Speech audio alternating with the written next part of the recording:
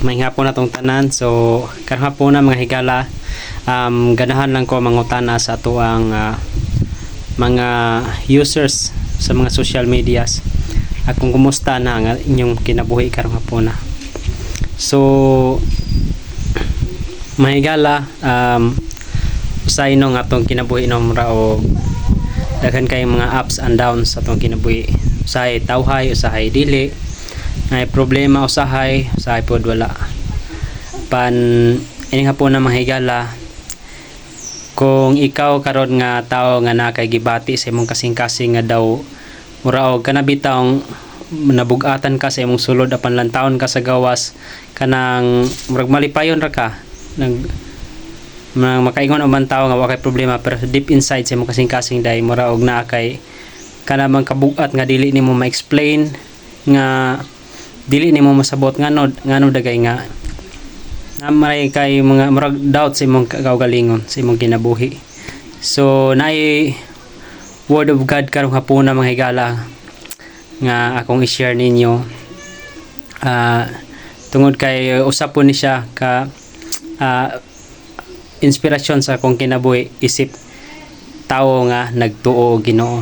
Kung ikaw karon higala nagtuo ka og Ginoo, so para nimo ning maampulo nga kung naka-experience po ka og inana nga gibati nimo sa imong kaugalingon. So the word of God ato makita diya sa Proverbs 3 verse 5, nagaingon diya mga higala nga trust into the Lord with all your heart and lean not to your own understanding, meaning mga higala, kung unsa man ang atong gibati karon, unsa man yung problema nga atong nasinati or bisan kanang mga secret na to nga mga problem nga dili na to ikasulti sa uban, the word of God is telling you that you have to trust the Lord with all your heart. Ngano na mahigala ton kay our God is a God of impossible things. Nagaingon dia sa Luke 1:37, for God nothing is impossible. So walay butang nga imposible sa Ginoo mga higala. Kung nakay gibati karon nga dili nimo ka-share sa imong amigo, sa imong mga amiga, sa imong ginikanan nga personal nimo, ang Ginoo mga higala mamati kanimo sa diha nga ikaw musulti kaniya. Nagkinahanglan na mahigala nga kita mo surrender diya sa Ginoo.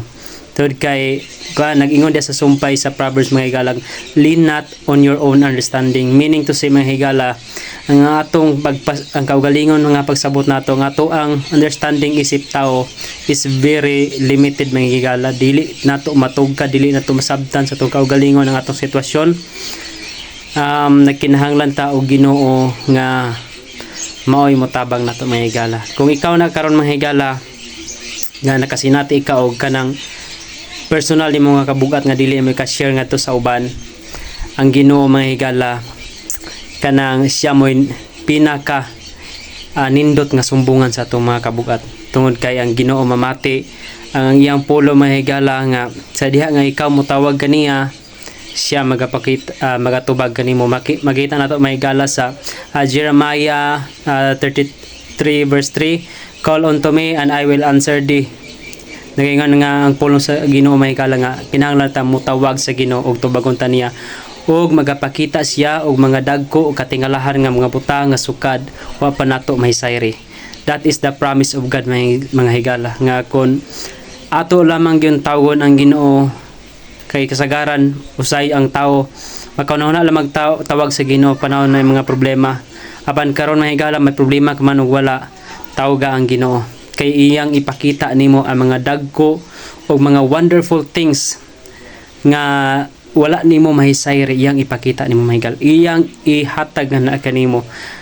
For the word of God says in Matthew chapter 6 verse 33, but seek ye first the kingdom of God and His righteousness, and all these things shall be added unto you. Seek the Lord mga higala, pangitaa ang Ginoo.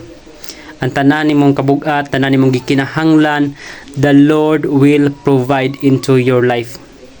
You have to trust the Lord. You have to trust the process of God in your life. So maura na mga higala ang message karon sa Ginoo. I hope mga higala nga inyo kining masulod sa inyong kasing-kasing. and I hope that God will reveal His love to you. For God so loved the world that He gave His only begotten Son, that whosoever who believeth in Him shall not perish but have an everlasting life. Ug mao ra tanan mahigala, dahil salamat ug ang Dios magpanalangin kanimo karon. In the name of Jesus. Amen.